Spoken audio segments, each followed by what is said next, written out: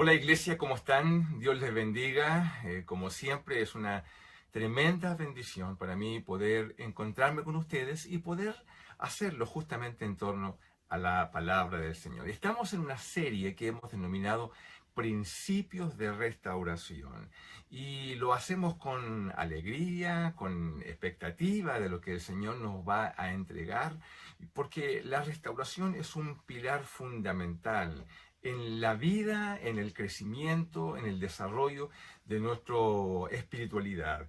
Y siendo tan fundamental, tiene no solamente implicancias desde el punto de vista personal, sino que también tiene implicancias desde el punto de vista colectivo. En otras palabras, cuando tú y yo sanamos, cuando tú y yo experimentamos la restauración, cuando tú y yo estamos en un camino, en un proceso donde nuestra vida va enfrentando distintos ámbitos que requieren ser sanados, cuando tú y yo hacemos eso, eso también tiene implicancias en el entorno en el cual tú y yo nos movemos. Esto significa, es muy importante, porque tiene implicancias desde el punto de vista matrimonial, tiene implicancias desde el punto de vista familiar, tiene implicancias en las relaciones con nuestros hijos.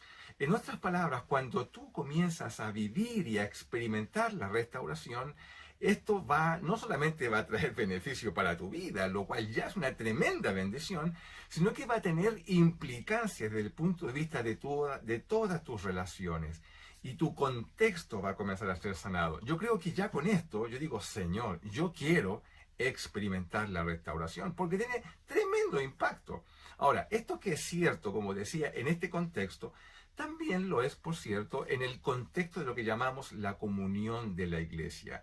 Cuando una persona que participa en una comunidad de fe, está herida, con historias pasadas, con deudas no saldadas. Esto tiene implicancias, lo vemos todo el tiempo, porque se manifiestan justamente esas heridas allí donde hay relaciones que no logran resolverse por distintas situaciones. Y entonces cuando experimentamos esta restauración, esto va a tener, por cierto, un impacto en la salud de la iglesia.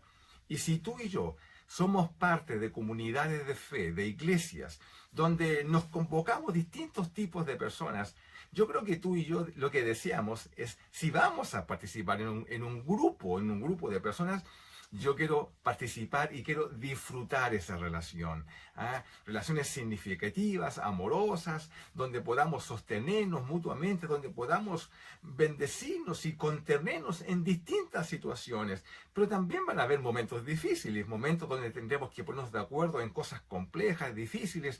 Y bueno, es mejor hacerlo sanado, ¿cierto que sí? Pues bien, hoy día quiero invitarles a dar un giro en esta reflexión que hemos estado haciendo sobre la restauración. ¿Y por qué? Porque quiero llevarlos a las consecuencias prácticas de la vida de la iglesia. Porque tú y yo, como señalaba, somos partes de comunidades de fe y yo creo que tú y yo lo que queremos es justamente que nuestras iglesias sean iglesias sanas. ¿Cierto que sí? Pues bien, para ello entonces me ha parecido bien en oración llevarlos al origen, es decir, vayamos ahí donde la iglesia comenzó, porque cuando queremos conocer cómo son las iglesias, cuál es la lógica, ¿no?, que hay detrás de ellas, no tenemos que ir a mirar nuestras comunidades de fe necesariamente, tenemos que ir al origen, tenemos que ir a la palabra del Señor, porque ahí encontramos la fuente, cómo se dieron las relaciones, cómo se fue construyendo ya la iglesia del Señor para poder aprender cómo fue que estos creyentes, hombres sin ninguna experiencia en vida de iglesia, nos legaron hasta el día de hoy una iglesia maravillosa que la Biblia dice que ni siquiera las puertas del Hades prevalecerán contra ella. Así que veamos con expectación lo que Dios nos quiere mostrar en este sentido y vamos a encontrar qué cosa, que la restauración fue el principio, el pilar fundamental sobre el cual se construyó esto que llamamos tuyo iglesia, ¿ya? Por tanto, no podemos escapar de este principio maravilloso que permite sanar relaciones, permite construir comunidades saludables que tanto necesitamos en este tiempo. Pues bien, he llamado a este mensaje así, restaurándonos para la comunión.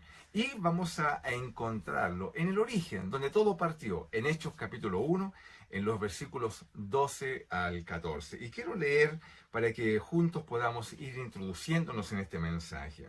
El versículo 12 está en un contexto. ¿Cuál es el contexto?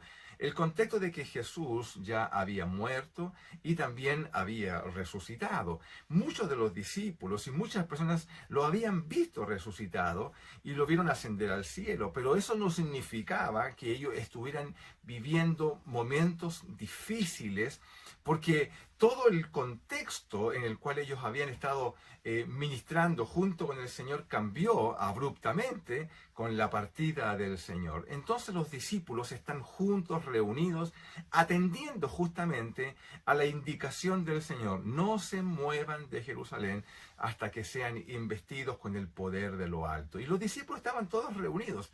Y quiero llevarte a ese momento cuando una comunión de personas, una comunidad de personas están reunidas en lo que comenzó a llamarse posteriormente una asamblea de personas, que es el significado de la palabra iglesia. Dice el versículo 12, entonces volvieron a Jerusalén desde el monte que se llama el Olivar, el cual está cerca de Jerusalén, camino de un día de reposo. Y dice, y entrados, subieron al aposento alto, donde moraban, y escucha bien, mira, ¿quiénes estaban ahí en esta comunión de personas? Estaban, dice Pedro y Jacobo, estaba Juan, Andrés, Felipe, Tomás, Bartolomé, estaba Mateo, Jacobo, hijo de Alfeo, Simón el Celote, y Judas, el hermano de Jacobo. ¿Cierto? Son los discípulos. Pero además, el versículo 14 dice, todos estos perseveraban unánimes en oración y ruego, y además se sumaba a este grupo, dice, las mujeres, y con María, la madre de Jesús, y con sus hermanos. Aquí hay un conjunto de personas, y a través de esta singular reunión de personas, atendiendo a la indicación de Jesús, estando juntos, reunidos. La Biblia dice posteriormente que este número ascendió y llegó a cerca de 120 personas. 120 personas ya es un número en promedio mayor quizás que muchas iglesias que hoy se reúnen, donde este promedio ya era bastante alto, y cuando hay personas que se reúnen, bueno, por cierto, hay distintas voluntades, distintos conceptos de la vida, distintas maneras de entender los procesos, incluso espirituales. Bueno, es una comunidad de personas. Pues bien, si nosotros queremos restaurarnos en la comunión, que es el título de este mensaje, lo que tenemos que hacer esto se hace a través del testimonio de permanecer juntos. Mira, el versículo 2 y 13 que acabo de leer nos muestra que todas estas personas que estaban acá estaban lejos, pero lejos de ser un grupo homogéneo. Eso es lo primero, ¿ya? No nos confundamos con esto, ¿ya?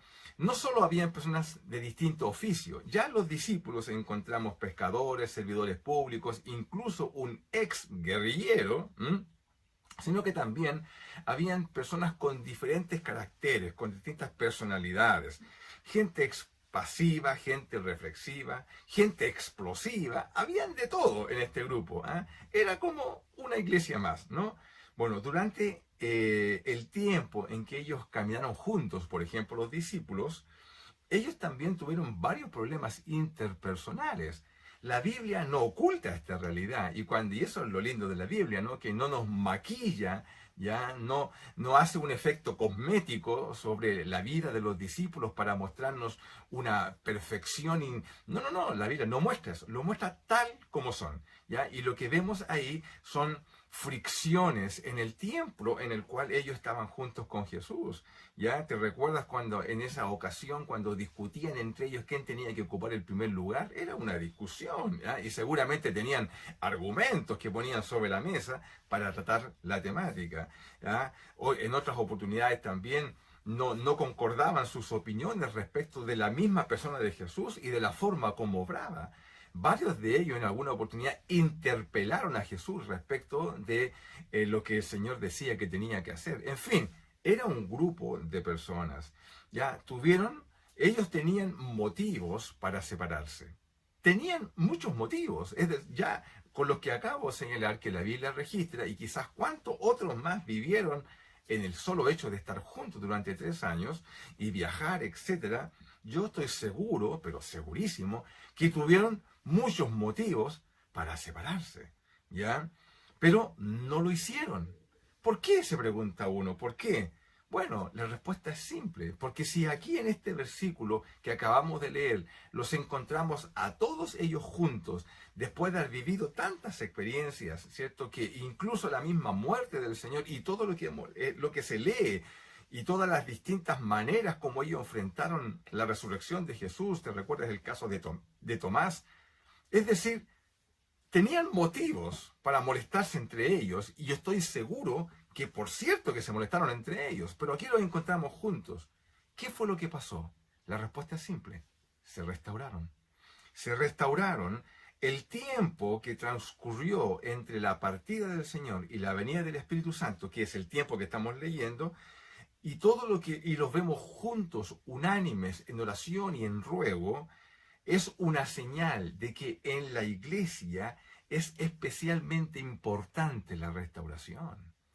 Porque si los vemos juntos, insisto, dice unánimes, en un mismo sentir, fueron tratando las fricciones, las maneras de entender, las maneras de comprender el ministerio de Jesús, se fueron igualando y ellos fueron llegando a un entendimiento, no solamente conceptual, sino que llegaron a un entendimiento entre ellos como personas. Y aquí los vemos unánimes, juntos en oración. ¿Por qué? Porque se restauraron.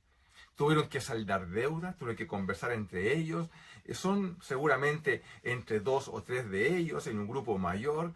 Son las conversaciones tan necesarias que surgen luego de procesos de fricción complejos, de entendimientos difíciles, y que los llevan a estar juntos. Esto, querido, esto, querida, es lo que yo anhelo para mi iglesia.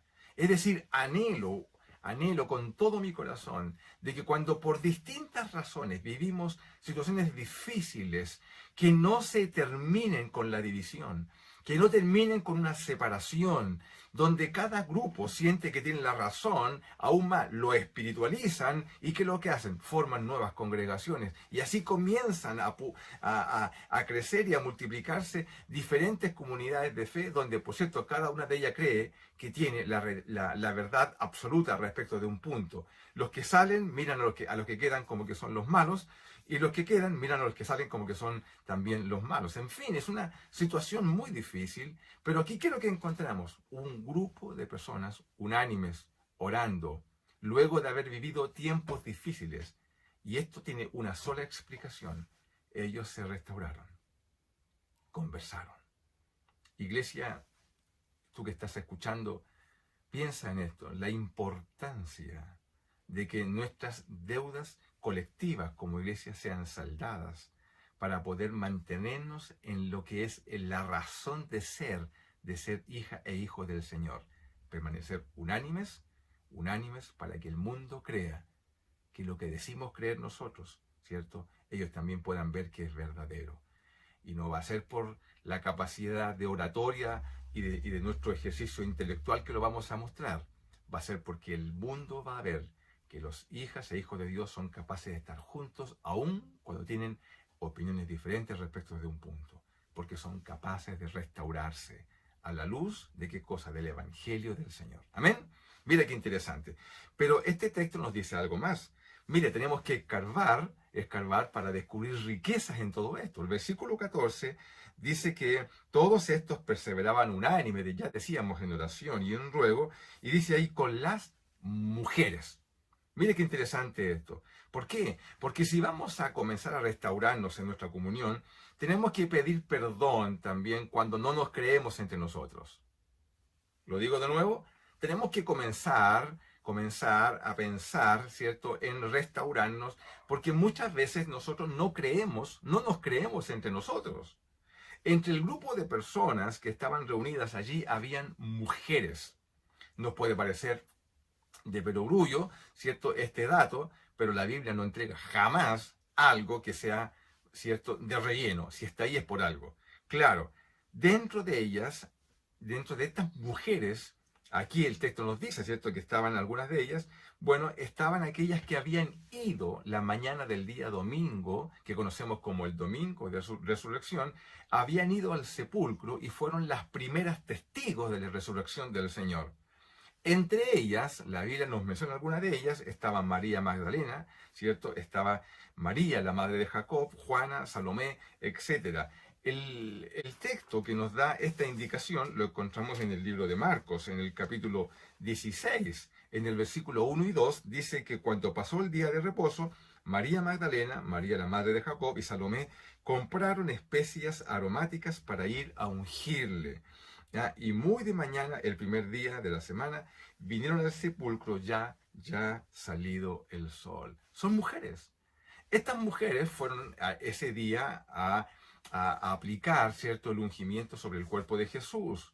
Pero la Biblia dice que cuando María Magdalena, que fue una de ellas, ella cuenta, va al encuentro con los discípulos para contarle qué fue lo que ella vio. La Biblia dice lo siguiente, en el mismo capítulo 16 de Marcos, en el versículo 9 dice así, dice, habiendo pues resucitado Jesús, por la mañana, el primer día de la semana, apareció primeramente a María Magdalena, a quien había echado ciertos 7 demonios. Yendo ella, escucha bien, yendo ella, lo hizo saber a los que habían estado con él, que estaban tristes, los discípulos, y estaban llorando. Ellos, cuando oyeron que vivía, cuando escucharon el testimonio de María Magdalena, y que había sido visto por ella, la Biblia dice, no le creyeron. No le creyeron. Aún más, si vamos al libro de Lucas, en el capítulo 24, en los versículos 9 en adelante, dice la palabra del Señor que volviendo del sepulcro dieron nuevas, es decir, contaron todas estas cosas a los 11, a los discípulos y a todos los demás. Eran María Magdalena y Juana y María, madre de Jacob, y las demás con ellas, quienes dijeron estas cosas a los apóstoles. Y mira lo que dice el versículo 11. Dice, más a ellos les pareció qué cosa, locura las palabras de ellas y no las creían. Las tuvieron por locas. Queridos, las tuvieron por locas. Los discípulos las tuvieron por locas. No creían a las palabras de ellas, no creyeron al testimonio de las mujeres, etc. Sin embargo, cuando vamos al libro de Hechos, capítulo 1, encontramos que dentro de toda la comunión de creyentes que estaban ahí reunidos, estaban los apóstoles y estaban las mujeres. Es decir, estaban personas que unas semanas atrás no daban crédito de las palabras de ella. Y aquí lo encontramos unánimes, juntos y en oración. ¿Cómo es posible que semanas antes habían tenido estas fricciones en torno a la credibilidad de sus palabras y aquí lo encontramos juntos? ¿Qué pasó? La respuesta es simple. Se restauraron. Es decir, tuvieron que pasar situaciones donde tuvieron que conversar y tuvieron que saldar deudas respecto de por qué no me creíste lo que te dije, ¿cierto? Es decir, se tuvieron que pedir perdón. Encontramos nuevamente este principio aplicado en el origen de la iglesia. Y yo digo, ¿cuántos de nosotros en nuestras propias comunidades de fe no nos creemos? No nos creemos. ¿Ah? Se me viene a la memoria ese texto que dice que ahora que estamos en Cristo Jesús somos nuevas criaturas, ¿cierto? Y bueno, ese texto del apóstol Pablo está inserto en un contexto donde las personas nos juzgan por lo que éramos.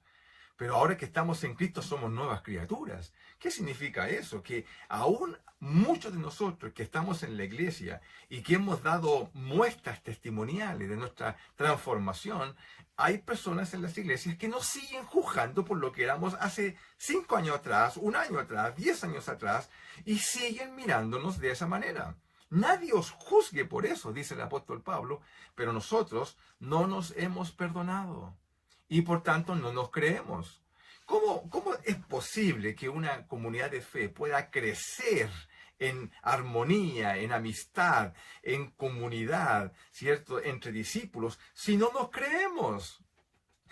Es de perogrullo lo que estamos señalando, pero lo encontramos en la palabra del Señor como un principio básico de restauración de comunión.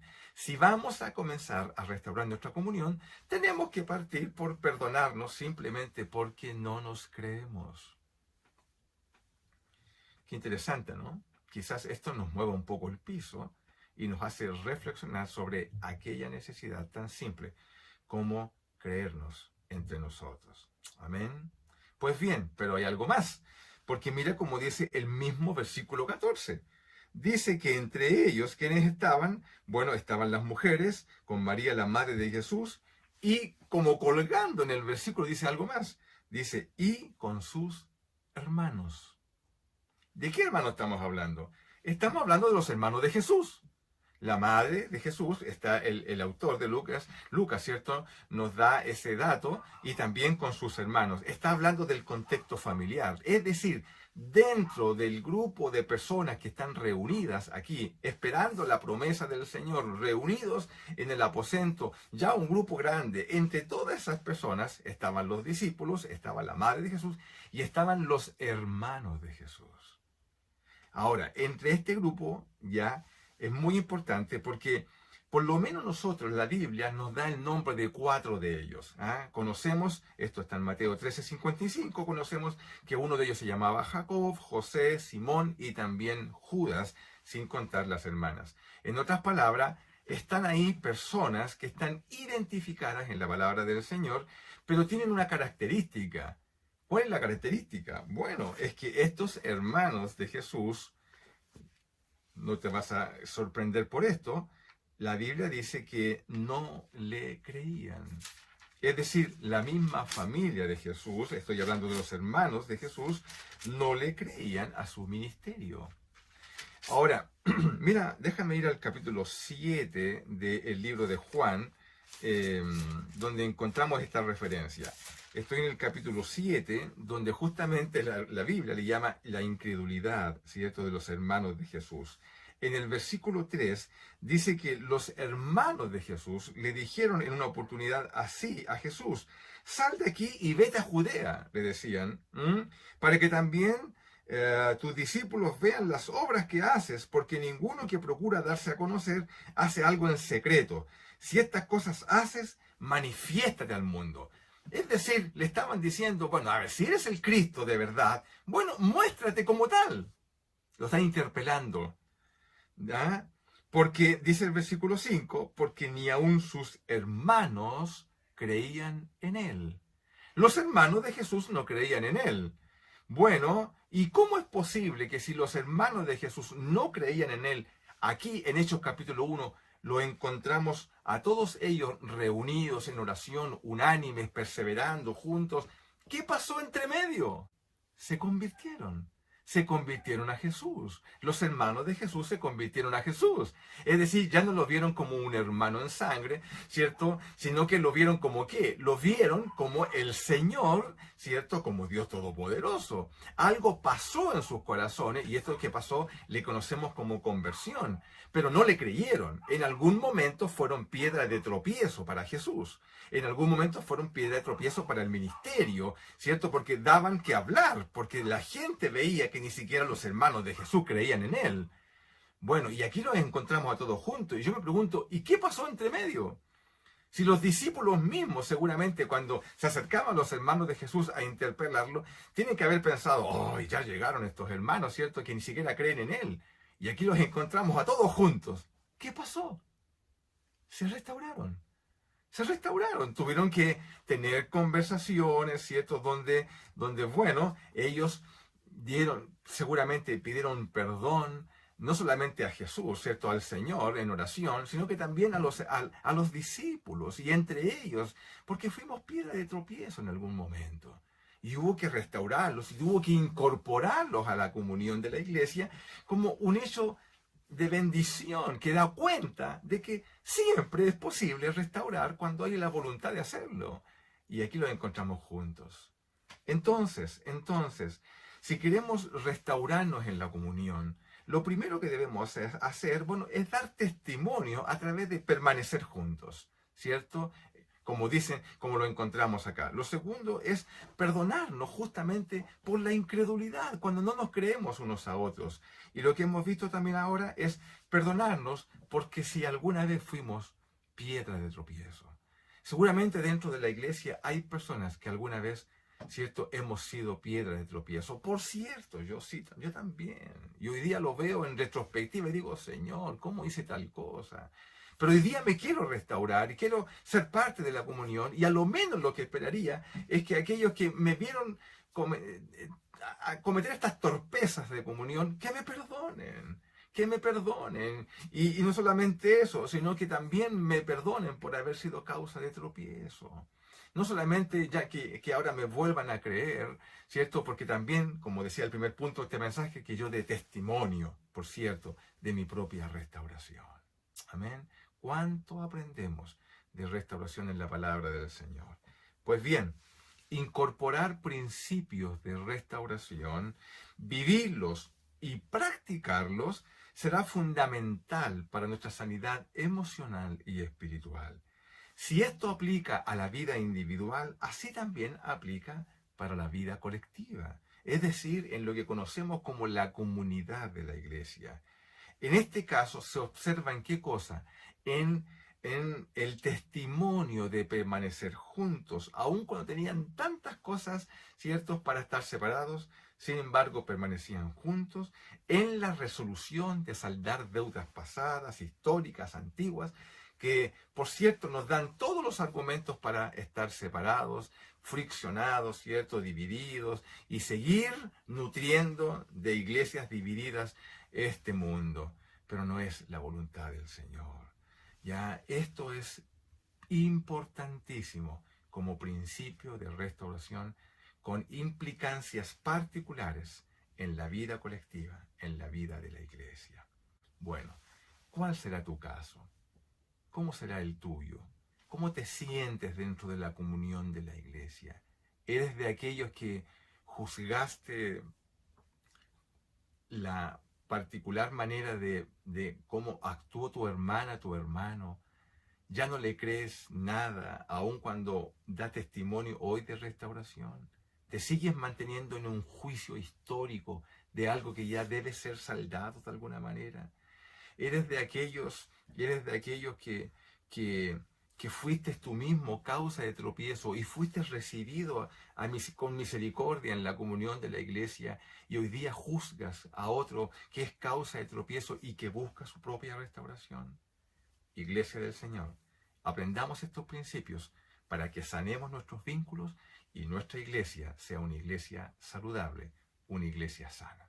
Oramos. Padre, gracias por este tiempo. Bendecimos tu palabra, Señor, que nos habla tan claramente. Ayúdanos a incorporar estos principios para que nuestra iglesia pueda ser sana, así como también nosotros en lo personal podamos ser sanos. Gracias, Señor. Oramos en el nombre de Jesús. Amén. Iglesia, que tengas un muy, muy y hermoso y bendecido día. Bendiciones.